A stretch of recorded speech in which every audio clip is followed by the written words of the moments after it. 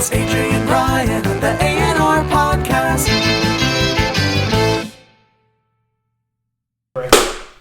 Hey, what's going on, guys? Welcome back to the AandRPodcast. I'm AJ. Never mind. Did you look at me because my clap made no noise? Because you went, Something like together. yeah, so I was like, did it sync? Yeah. Because I just think the sound of your clap to me going Okay. very slowly. So, I have something to talk about. But, I mean, I'm going to ask you, how are you first? Are you okay? Yeah, man. You How, we have. The you- manner. Are you well? I am well. No, you're a person, not a well. Anyway, what were you going to say? Have we what? We have talked about your holiday and that kind of thing, haven't we? Or have we not? Yeah, we got Yeah. last time. I had my gripes with planes with the people living back on the seats. Shit, yeah, You yeah. just forget about that because we didn't do it in person. Well, yeah, it seemed like it never happened. Pixar didn't happen. Anyway, so the first thing I wanted to talk about Is. how are you? Are you okay? Yeah, is this like a check-in? Yeah, just a check. Yeah, man, I'm all good. Yeah. Are you good? Have you been having dreams? No, not recently. How's the family doing? No, what is going on? You're not my therapist. Are they well? What are you going on? What's going on? No, tell me about how. I want to look at you. I want to look at what you're reading. Tell me how. Are you trying to? Is this a quiz? No. The first thing I want to talk about is actually quite a serious issue. Okay. I don't know if you've seen the breaking news story in sports today. In general, about Lewis Hamilton. Something about a racial slur. Wow. Yeah.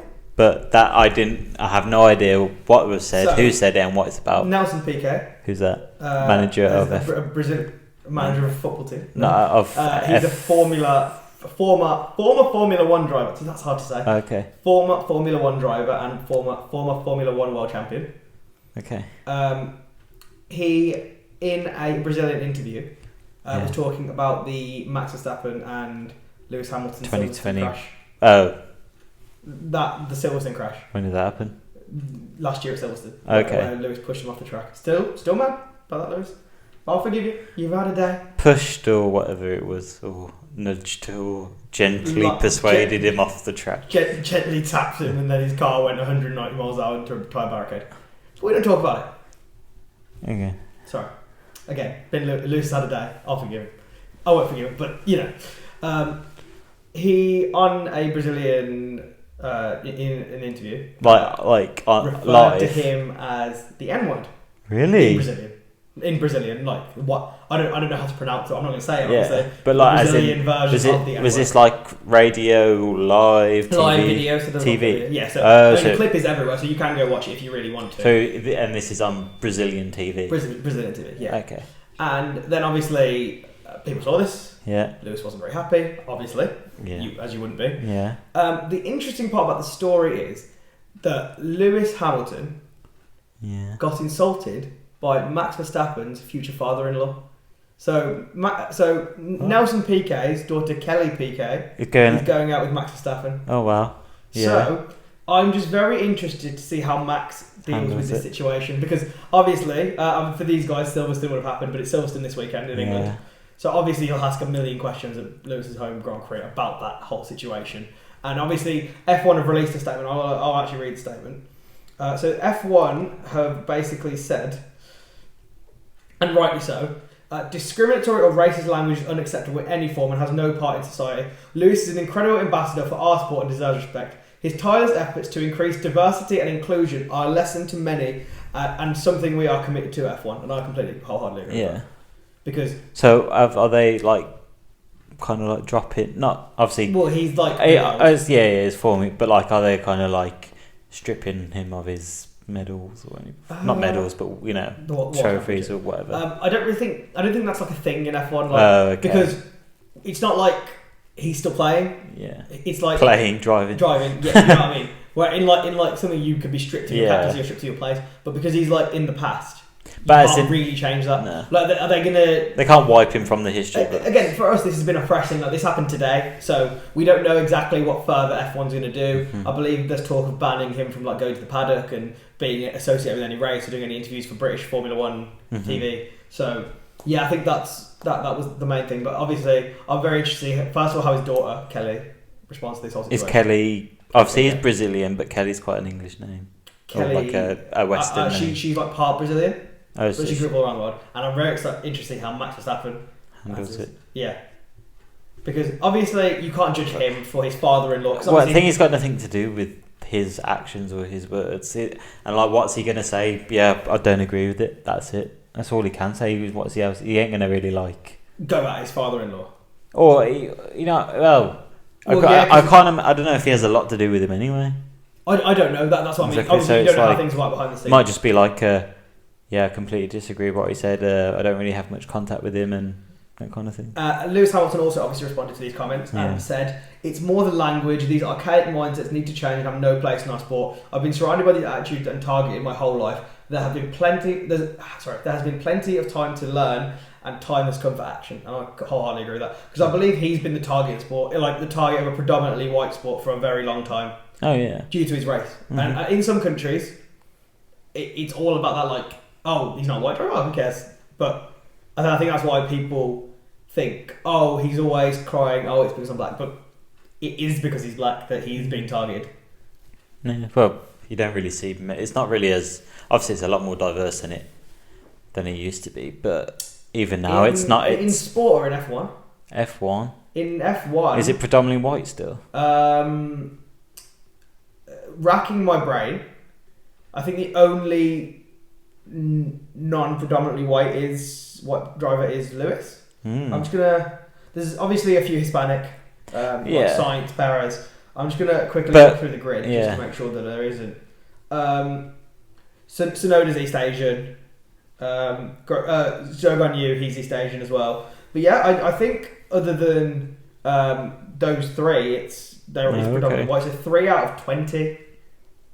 That's not extremely diverse. No, but obviously, that's such a hard one, because is it not diverse because it's not diverse, and you can't, or is it just like, oh, only white people are allowed to drive? So I don't know. I think it's got more to do with the classism behind the sport. So if you are not rich, it is extremely hard to get into Formula One, because you have to invest thousands and thousands and thousands of pounds, dollars, whatever currency they use, to make your child an F1 driver or grow into it. Because you have to do karting from when you're really young, get your own go-kart, maintain that, trying to get sponsorships, and it's all that. And it's like F2, F3, F2, F1 kind of thing. Yeah, so like the demographic class of people of colour is obviously going to be worse because of the positions of the rest of the world. So it's harder to get working class people in that. And that is generally just because of white privilege that is the thing. But obviously the sport is diversifying a little bit, which is good,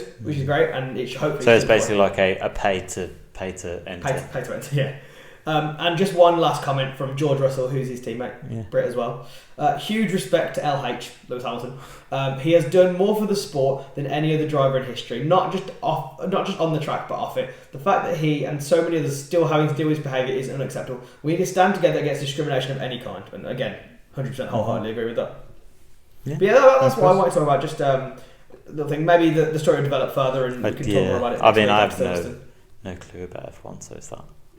Obviously, it's not really about F1. It's just about But like in terms of what they can do and that kind of thing. I also just think a lot of this will somehow be spun by the media to be negative press on Max, because obviously the interview was about the Silverstone crash. He is Max's future father-in-law if they get married, and I feel like a lot of it will be like, oh yeah, well, Max is racist, and I feel like a lot of people will just say that, which obviously that isn't true, or it doesn't appear to be true. We don't know him behind the scenes. No, but I mean, it's not. It's just it's shit when you're associated with someone who's done something bad. Might not necessarily be, but it doesn't mean you're bad yourself. It just means that someone else that unfortunately made a huge mistake. Yeah, or not a mistake, just is a racist. Well, yeah. Yeah. So that was all I wanted to say about that. Bang. Oh, already. Yes. Okay. I'm going to hand you over to Ryan for our fairly newly introduced segment, Bang, You're a Bastard. So Ryan, who is your bastard this week? Pol Pot. Paul Potts, the guy who won Britain's Got Talent, the opera singer. Yeah, him. He's a big bastard. He's a menace. Mate, get him off the streets. Pol Pot is who was a political leader, well, a communist, formed the party called, I'm going to butcher this, Urug, don't know. It was a government led in Cambodia from 1975 to 1979. During that time, Pol Pot, obviously he was a political leader. An estimated 1.5 to 2 million Cambodians died of starvation, execution, disease, or being overworked. Yeah. The former head of a prison run by Pol Pot's government party has confessed to one of the darkest crimes committed during the regime's brutal rule was smashing the skulls of babies and children against the trunks of trees until they bashed their head until they to death. At least 10,000 children. I'm just going to reset the camera while I'll be scarred. Keep reading. Yeah. So during their kind of reign, unworthy new people were targeted. So any member of the defeated Cambodian army, doctors, teachers, religious figures, journalists, lawyers and government workers were treated with the highest suspicion and frequently targeted for immediate liquidation. Many such professionals were murdered along with their entire extended families. As the regime's stranglehold on society tightened, radios and music were banned, and any social unit of more than 3 people and those suspected of hoarding food or valuables. Jesus Christ, I just realised how depressing this segment is. Yep. It's me just staring at you while you say. Why I read off my phone. Millions. Yeah, they've all got,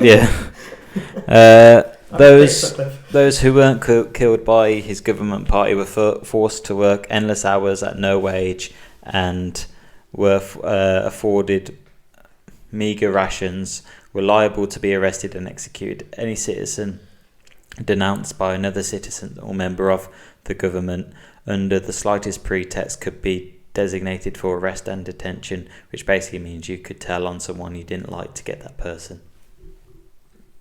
Yeah, and that means they would get his or her entire family tortured and executed. What years was he active between? I think it said here 1975 to 1979. Jesus, that's not like outside too far of where we are in that sort of time. I would have thought you would say like way earlier.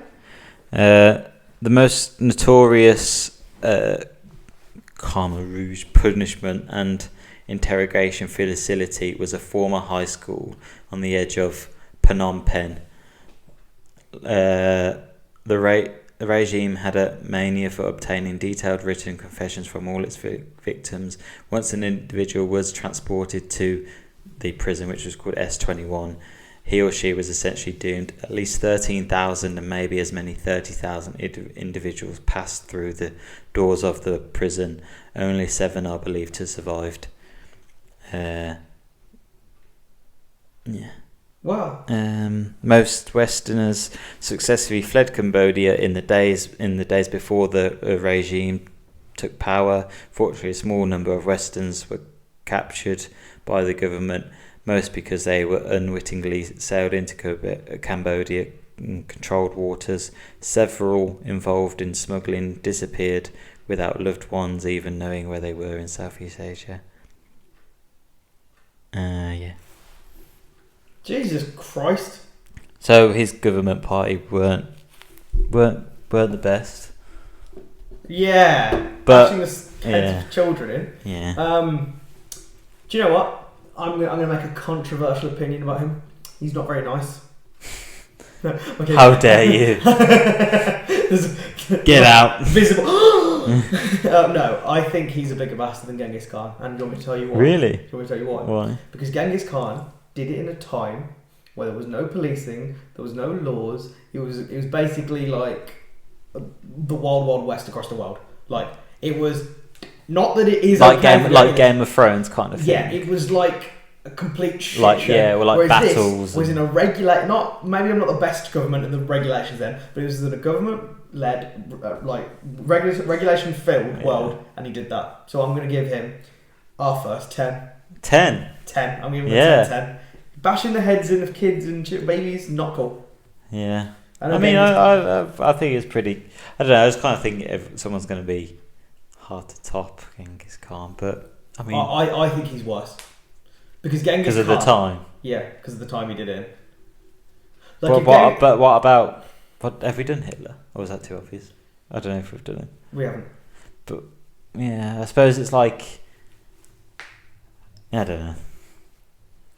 But yeah, he's a big bastard, isn't he? He's a very big bastard. So yeah, I hope you're rotting in hell somewhere. If he's not still alive, is he? Pretty sure he's not. No. Okay. Well, I hope you're rotting in hell somewhere, getting spit roasted by Satan and Hitler. Yeah. One thing is a bit of a weird move, but I think from what I remember, everyone used to drive. This could be the opposite way around, but in Cambodia, everyone used to drive on the left, and because he thought his country was politically going too far left, he thought the correct way to fix it was make everyone drive on the right. I bet the car accidents were like that. Yeah, so everyone started driving on the right. So they've got buses that left-hand drive on the right. Yeah, but when the doors open, they open into the middle of the road because they haven't been changed. They've just been swapped over. Okay. See what I mean? That's okay. You know what? Of all the things he's done, I think that one might be the worst. So like the passengers walk that's funny. Well, not funny, but like it's just stupid. It's stupidly funny. Yeah. Okay. Yeah. Well, that has been Bang, You're a Bastard, brought to you by Red Bull. Max Verstappen. Okay, so the next thing I want to talk about was another bastard, but he's a fictional bastard. Jon Snow. No. Okay. Darth Vader and the Obi. Was that his impression? No, that was actually just me gasping. It sounded very accurate. I was like, that's pretty good. No, that was actually me just gasping. Actually, yeah. That's not bad. If you get the breathe in right, I reckon you got it. Do the. No, that's terrible. I'll never do it again. Sounds like I need some Lemsip. It's Darth Vader. Sorry, It's like Captain Frog. She's got something stuck in his throat this time. So, Obi Wan. Mate. Kenobi, yeah, I like it. Obi Wan Kenobi. So, what did you think? We both watched all episodes. It just made sense. It just made sense. Like, it was hard for it not to make sense because they had the start written for them, they had the end written for them. They just needed the middle. Fill in the gaps. I know, but I think they could have done a bit more with it. But yeah, they could have butchered it. But I think they got it perfect. I don't think it's perfect. Okay. Not the series. I meant that last episode. Oh, the last episode, 100%. Yeah. That should have just been a movie. Not the. Like the Leia shit was kind of. Boring. Oh yeah, like, and she was fucking basically jogging, and no one could keep up with her. Yeah, like the Leia shit was a bit dumb, but the last episode made it. That's what I meant. That was perfect. Okay, so I think in terms of Star Wars shows, I'm not going to talk about movies. The shows, Mandalorian, obviously clear. Mandalorian, Clone Wars, this. I watched a bit of Clone Wars there. Then I would say I'd agree with that, to be fair, because I think Clone Wars is more because it's got more series, it's got a couple of series. You're more emotionally invested. I love the Clone Wars. So I like Star Wars. In Clone Wars, do you see him turn into Vader, or is that? No, it's like all the stuff in between 2 and 3. It's so good. But it foreshadows the turn a bit more. Yeah, and it kind of makes Anakin and Obi-Wan. What's the one where it is? Is that Rebels where you see Vader? Where he's the Vader. Yeah, he is Vader. But 3, the film renders it. That's where he turns into. Well, yeah. You turned her against me. You did that yourself. I brought peace. Was it freedom to my new empire? Your new empire? My allegiance is to the Republic. To democracy. Oh, we're so sad. Chancellor Palpatine is evil. Okay. So bad. My opinion, the Jedi are evil. Well, you are lost. Well, you are lost. Oh, mate. The thing is, with the music, actually, it sounds better. The lightsaber fight is hard. The dialogue is so whack. It's mate. so bad. Anyway. It's probably one of the worst things I've ever heard. You turned her against me. Oh. Just sounds like a moody teenager. Yeah. Anyway, but that last episode, I think, mate, I was like fight between semi-tearful. Obi-Wan. No, when like obviously spoilers, don't care. Chops half his mask off. Right. And like he's talking to him. So there's this thing that's like in Rebels, Ahsoka, Left and right. Ahsoka, Ahsoka, whichever you pronounce it, left. Obi-Wan did right, and Luke took off the whole thing. Yeah, which is fair enough. Doesn't really mean shit, does it? But you can see the conflict inside of him. Yeah, well, because it's basically like they were just saying, you didn't make me, I made me. Well, yeah. And it's like, I think that got rid of Obi-Wan's guilt, and he was like, okay, maybe you're just fucking evil. Yeah, maybe you just did it on yourself. I mean, can we say Darth Vader's probably the best movie villain in any... Yeah. This cements it now. Mate, it's so powerful, though. He's been in cinema... This is going to sound like a mad number, but it's actually true. He's been in cinema for 44 years.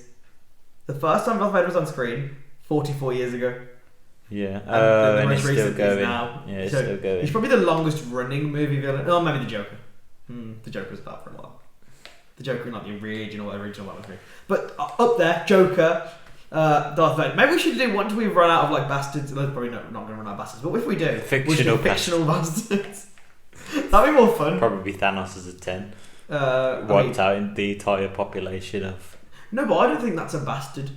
I don't think that's what defines a bastard. I think a bastard is how evil you are. Like, you know Bellatrix Lestrange from Harry Potter? I'd say she's more of a bastard than Thanos. Because if you think about it, it's the means. So, if Thanos had the Infinity Gauntlet, he just snapped all of life. He wasn't discriminatory, he just had a goal and he wanted to achieve it. Fair enough.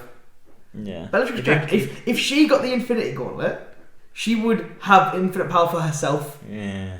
And same with the Emperor. Darth Vader, I wouldn't actually say it's a big bastard. But you know, we want to what we want. Okay, so obviously Ewan McGregor and Hayden Christensen reprising their roles. Yeah. And back the guy who played Bail Organa. He was. I think generally, obviously, Hayden Christensen and Ewan McGregor, amazing. Obviously, Hayden Christensen, you only really see him when obviously the last. Well, no, he's in the Vader suit. Yeah, but like. You only see him. His voice is James Earl Jones. Yeah. So it's like it's not even his voice. Obviously the actions are cool. Voice of Mufasa. But I just love seeing. Oh, like next, I want a series about Vader. Oh, that would be. I just want. This is what I want more than anything in the world. Yeah. No Inquisitors, no Stormtroopers, no Apprentice, no. Apprentice. No. That sound like Mr. Burns. You did not stance. No known Jedi. I don't want Obi-Wan. I don't want Yoda. I don't want anything connecting it to the main Star Wars universe other than Vader. I want Vader in his starfighter to just go on a Jedi killing mission, and I want it to be an R-rated show where he's fucking up some fools. Yeah, I want that, but also I want a bit of like his backstory about how obviously he's Vader. We got his backstory. We got his origin. We got his after. We got his death. We haven't really got his backstory of the. We haven't got what he does in between. Yeah, that's what I want. There's them shit in between him just going on a Jedi killing spree. No stormtrooper. There kind of has to be stormtroopers, isn't there? Basically, what he does before New Hope and after Obi-Wan. No, I want to get what he does in between Revenge of the Sith and Obi-Wan. I want him at his absolute strongest. Yeah, because that's not his there's a 10-year guy. Yeah, but I wouldn't say that's his. I'd say he's stronger after the Obi-Wan because he's got another 20 years. Is it before? I'd say he's stronger before. Before Obi-Wan? Yeah. So in the first 10 years of Vader? Yeah, I'd say 10 years. Because that's prime Vader before he gets smacked down by Obi-Wan. Yeah. Vader kind of... Like, I want savage... I don't want strong Vader. I want savage Vader. Vader becomes stronger after that fight. Because that's... Well, because I think he's like 30 in that film. In that last episode. Yeah. That's Vader. So he's got another 10 years after, or whatever age he is when A New Hope kicks off. Do you want to know what I think? It's whatever the writers decide when he's stronger. Yeah, so we have no... But mate, the way he pulled down that ship... Yeah, he just like, pull me off with that hand. Mate. Pull me off with that strong What fight scene was better? Obviously... Okay, actually that's a stupid question. You're going to ask which fight scene was better? Him versus Obi-Wan or him versus the Inquisitor? Yeah. Him versus Obi-Wan. Obviously. But the Inquisitor was so sick how he didn't have a saber. I actually think, the first fight scene he had with Obi-Wan where he just fucked it, like episode 2 or 3, where he's fucking that shit up. Honestly, Darth Vader... I am what you made me. He's like... Oh shit! Mate, when I saw Vader vs Obi-Wan, because obviously there's that line in A New Hope where he's like, "The last time we fought, you defeated me." Obviously, everyone thought that meant Mustafar, but obviously that means this. It's the so good, so good of a fight. I was the apprenticed. Apprenticed. And he's like, now I am the master. Ooh, I love it. Inject it. So yeah, cold. So I don't actually have much more to talk about. You got anything? Only thing is, have you seen the Tommy Fury thing? You can't get into the US. Yeah, that's the only thing. But I don't know if that's him being Tommy. Well, I don't know if we need that to develop because I don't actually know too much about that. All I know is that he put his Instagram story say he went to the airport and they pulled him aside and said you can't go in because either his visa or whatever. But I don't know if that's been him being Tommy Fury. I reckon that's fake. Fake news. I reckon he's going to fight Jake. I'm going to call it. I'm going to probably sound like an idiot, but Tyson Fury put $1 million on it. $1 million on Fury to win. Yeah. Tyson Fury on Tommy Fury to win. $1 million. Yeah, Tyson Fury on Tommy Fury to win. Yeah, $1 million against Jake Paul. So he'll win $1 million back from Jake Paul. $1 million. But I feel like if you put that on a bet shop, $1 million, you'd probably get more. Put that on a what? Put that on like a betting thing. Like if you bet for Tommy Fury, like the odds can't be 2 to 1. What's he put on there? No, what is he? He's bet with Jake Paul. So if he loses, Jake Paul gives him $1 million. Tyson Fury. Oh, he's not. Oh, not as in for the betting company. No. Just walks into Ladbrokes with $1 million in his $1 million on Tommy. The Gypsy King has returned. You bunch of dusters. Okay. I'm gonna let you do the outro for headline of the week one. I haven't done it for 3 weeks.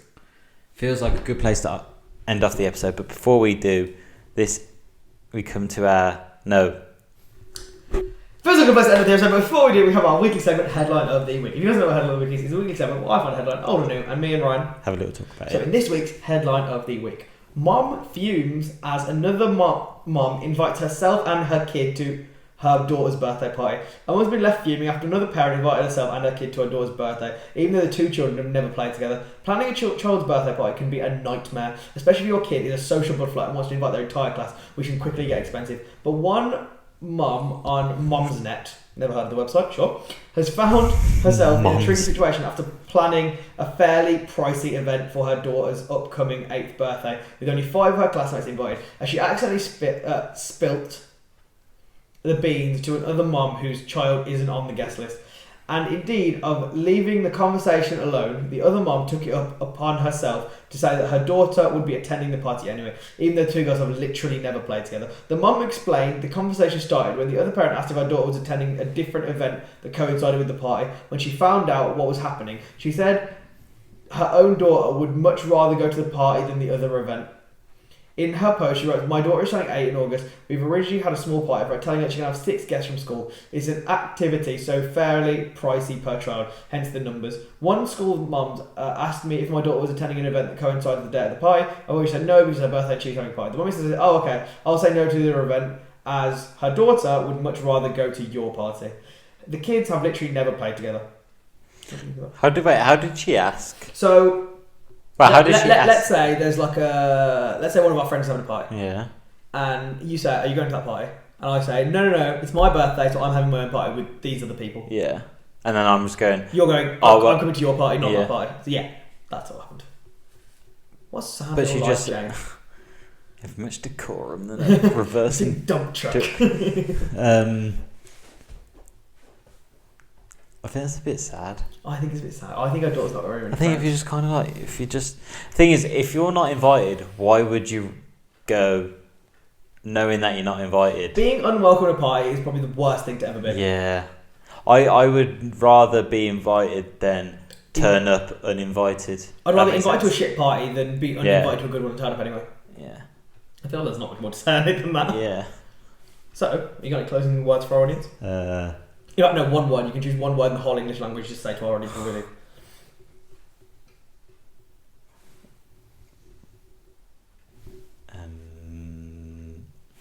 What was it?